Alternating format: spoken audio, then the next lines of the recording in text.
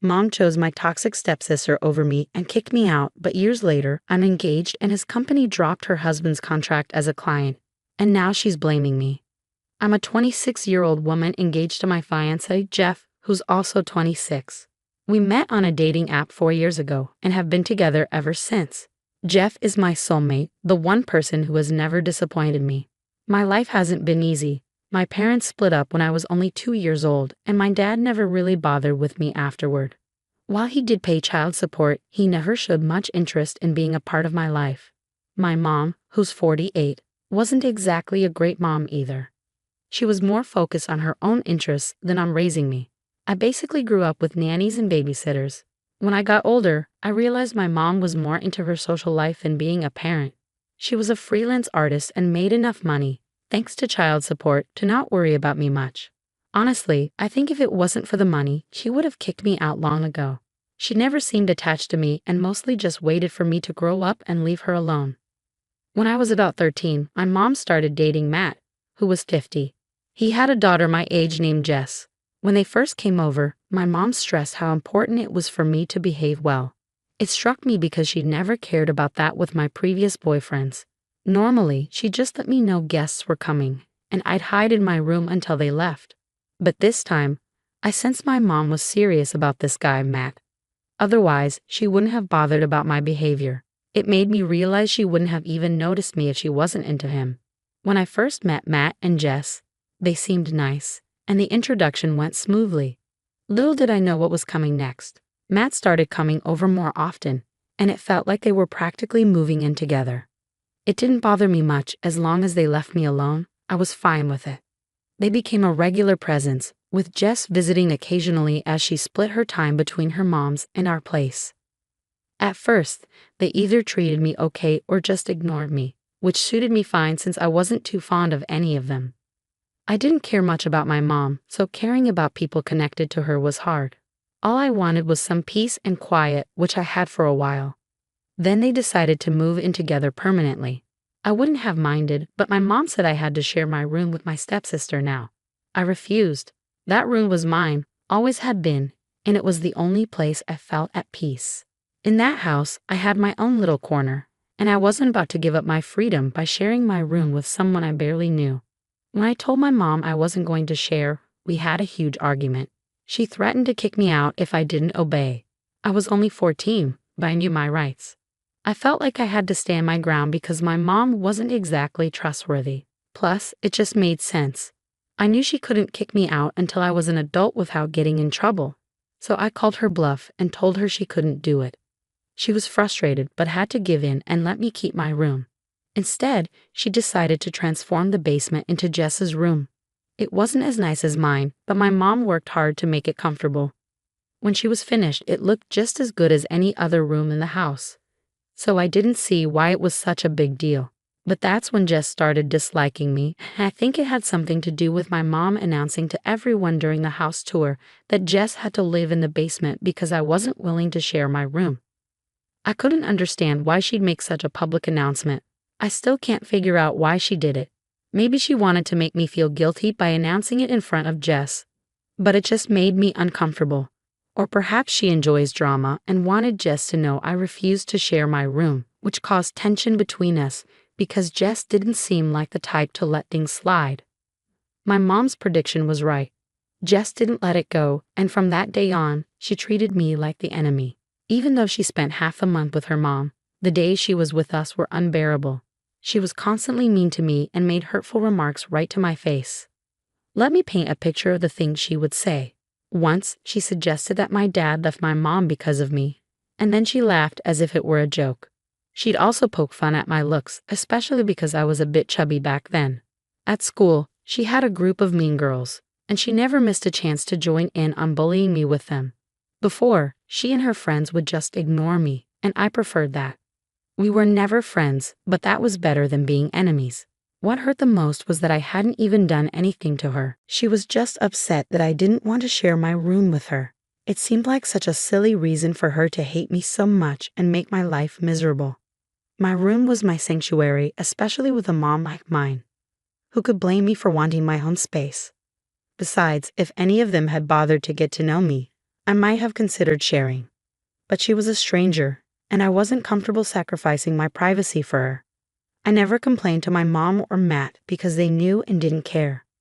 They turned a blind eye to my struggles because I wasn't important to them. So I had to endure it and let her walk all over me. I try to stand up for myself sometimes, but it only made things worse. Our parents would intervene, and I'd end up getting grounded because, well, they favored her. She'd cry a bit and get away with it, but I couldn't fake tears like her, and I wasn't that manipulative. So I'd be the one punished while she got off easy, and I had to deal with it. Growing up there was awful, and I despised my life. When I was finally kicked out around my 18th birthday, I felt more relieved than anything else.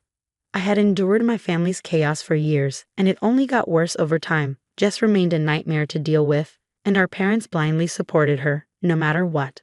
Over 4 years, she turned our entire high school year against me, and I was left with only a few friends who still talked to me.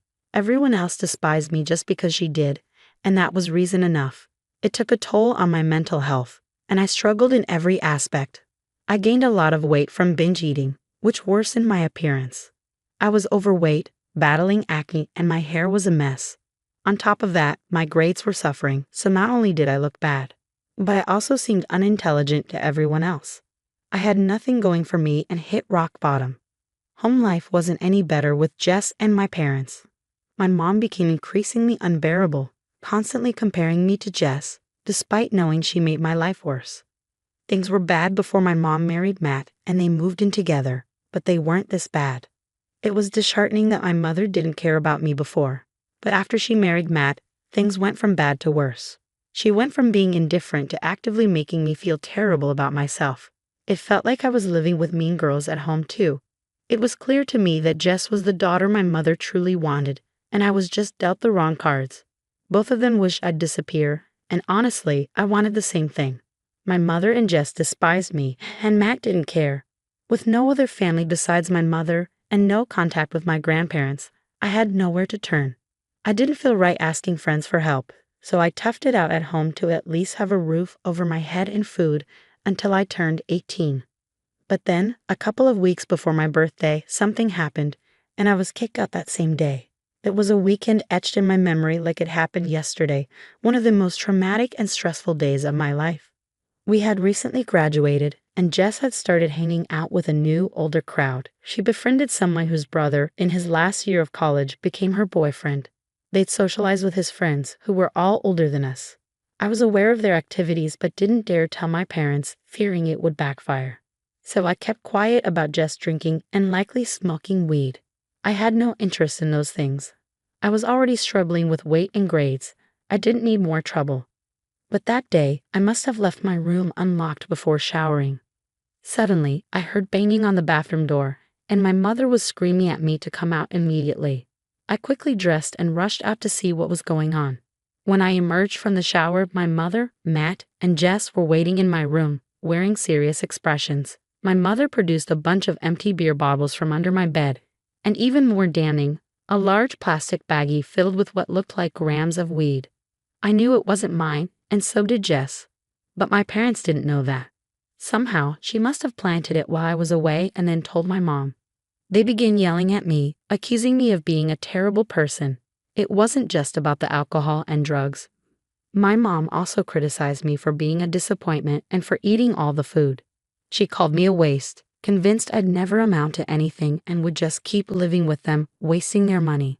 I repeatedly tried to explain that none of it was mine, and I didn't know how it ended up in my room, but she wouldn't believe me. She got furious when I suggested Jess might have planted it to frame me. She yelled that I was always jealous of her and would never be as good at anything, which is why I was trying to shift the blame. I was in tears, but she didn't seem to care and kept yelling. Eventually, she stopped and told me I had to leave. I was baffled and asked her where I was supposed to go. She said she didn't care as long as I left because she was fed up with me. When I insisted I wasn't leaving, she threatened to call the cops and warned that at almost 18, they'd take drug charges seriously. She didn't want an addict in her house draining her resources. She said I had to fend for myself now because she was done pretending to be a happy family with someone who didn't deserve it. I begged her not to kick me out, knowing I had nowhere else to go and no money of my own. But she remained unmoved. She gave me until the end of the day to leave, or she'd call the police herself. I was stunned by her heartlessness, and even more so by the fact that neither Matt nor Jess objected. They acted like everything was normal. After a lot of tears and pleading, I reluctantly started packing my things. Between facing drug charges and living on the streets, I preferred the latter. By evening, I was finished packing. As I left the house, nobody said goodbye, and I didn't look back either. I spent a couple of hours at the park, but it got too cold, so I decided to go to a friend's place for the night, hoping they'd let me stay. I went to my best friend Amy's house and asked if I could stay for a few days. She already knew about my parents, so I didn't have to explain much. I shared the events of the day with her, and she was shocked. She suggested her parents could help if I let them. I'd always kept the way my parents treated me secret, even from Amy's parents, unsure if anyone would believe me. I felt uncomfortable sharing such personal details of my life with others. That day, Amy insisted I tell her parents everything, and they were just as appalled as she was. They called my mother, trying to reason with her, but she was rude and unyielding. Realizing they couldn't change her mind, they did something incredibly kind. They offered to let me live with them for as long as I needed, promising their full support. They were well off, so money wasn't an issue, and Amy was willing to share her room with me because she cared about me. I spent the next few years living with them, attending community college since it was the only place I could get into with my grades. I worked and saved money to find my own place, but Amy's parents never pressured me to leave. They made sure I felt comfortable and supported. About 3 years ago, I finally saved enough to move out. I was proud of myself and deeply grateful to Amy and her parents. I couldn't have done it without them. Even on the day I moved out, Amy's parents helped me settle into my new place and assured me I was always welcome back to visit or even live with them again. It was a turning point in my life. By then, I had shed a lot of weight, improved my health, and felt much better overall. I was also earning enough to support myself and had spent a good amount of time working on myself. I decided to start dating because I eventually wanted to get married and needed to start looking. Before Jeff, I had met a few guys, but things never progressed far. When I met Jeff, everything clicked. I realized he was the one meant for me. He was funny, cute, and seemed genuinely interested in me. When we started dating, I didn't know he was wealthy or set to inherit his family's chain of restaurants. I just liked him for who he was. It was only after a few months that he shared his family background, and I learned about his future inheritance. Some might assume that learning about his wealth could alter things for me, but honestly, he remained the same person I knew all along. Knowing about his background didn't change my feelings, and I loved him just as deeply as before. After about a year of dating, we decided to move in together, and he introduced me to his family a few months prior. I got along well with everyone, and they all liked me. Everything seemed perfect, so when he proposed recently, saying yes was an easy decision. We've been engaged for 2 months now, and everything's been going wonderfully. Then, about 2 weeks ago, I received an email from Jess. We hadn't spoken in almost 8 years, and I hadn't heard from my family since I was kicked out. I was puzzled as to why she'd reach out now, especially to make amends. Enough time had passed, and neither of us seemed interested in fixing things. So when I read her email apologizing for everything and admitting she'd been awful, I was really confused. She confessed to orchestrating everything in my room because she simply loathed me for no apparent reason. It was baffling why she would confess to it years later, and I sensed something wasn't right about the situation. The timing was suspicious, especially since I had just gotten engaged, and she likely knew about it from social media or word of mouth. Given that we attended the same high school, I decided to investigate further. After some digging, I discovered that Jess's husband owned the business that supplied plastic containers for takeaway orders to Jeff's restaurants. It was relatively easy for me to gather this information by creating a fake profile and stalking her online. Her husband's bio mentioned his line of work, which aligned with what I already knew about Jeff's business plans. I immediately informed Jeff about the connection. In the past few years, I've made a conscious effort to distance myself from my old life, avoiding following any family members online and asking friends not to update me on their news.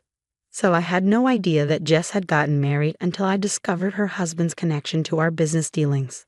Upon learning this, Jeff and I decided to terminate our contract with him. The costs were high, and more significantly, I couldn't bring myself to engage with Jess again. even on a professional level. Jeff also mentioned that the quality of the products from Jess's husband had deteriorated over time, and they were already considering switching suppliers. So last week, a few days after I received that email from Jess, Jeff held a meeting with her husband and ended their contract. However, Jess seems to believe that I orchestrated this to seek revenge on her. She's been accusing me of this through emails and social media posts, despite our lack of contact for almost a decade. While I might harbor some resentment, it's not the driving force behind her husband losing our contract. A few days ago, she posted on social media stating that many clients had been dropping them lately, and this was the final blow. However, she insisted that our decision was fueled solely by spite and labeled it highly unprofessional. She even tagged our Facebook page, creating quite a messy situation. While I can't deny there was a personal aspect to our decision, she also mentioned in her post that she and her husband had been losing clients consistently. While I feel somewhat remorseful, especially considering her struggles, I believe our decision was based on both personal and professional factors. I feel a bit guilty for influencing my fiancé to sever ties with my estranged stepsister's husband, Aita. Update: Jeff consulted with his dad's lawyers, who agree that our actions were justified. We've decided to pursue legal action against them, demanding the removal of their defamatory posts and pressing charges. The truth is, the products we were receiving were overpriced and subpar, so naturally, we sought better options elsewhere. It's purely coincidental that I'm married to the owner of that business. Instead of improving their services, she chose to tarnish our reputation on social media. It's absurd that I even felt sympathy for her given everything she put me through. Your support has helped me see things clearly, so thank you all for your comments and encouragement. Update 2. Jeff and his father initiated a defamation lawsuit against Jess and her husband a few days ago. We're scheduled to meet with a court-appointed mediator soon. Meanwhile, my mother has once again taken it upon herself to defend her stepdaughter. It feels like a high school drama, but thankfully, I can ignore them now without worrying about my living situation. Despite my mother's attempts to provoke me, I've chosen to block her and focus on my own life. I refuse to let their negativity affect me. I'm engaged to the man of my dreams, and I'm about to start a new chapter in my life. I have no room for them or their drama.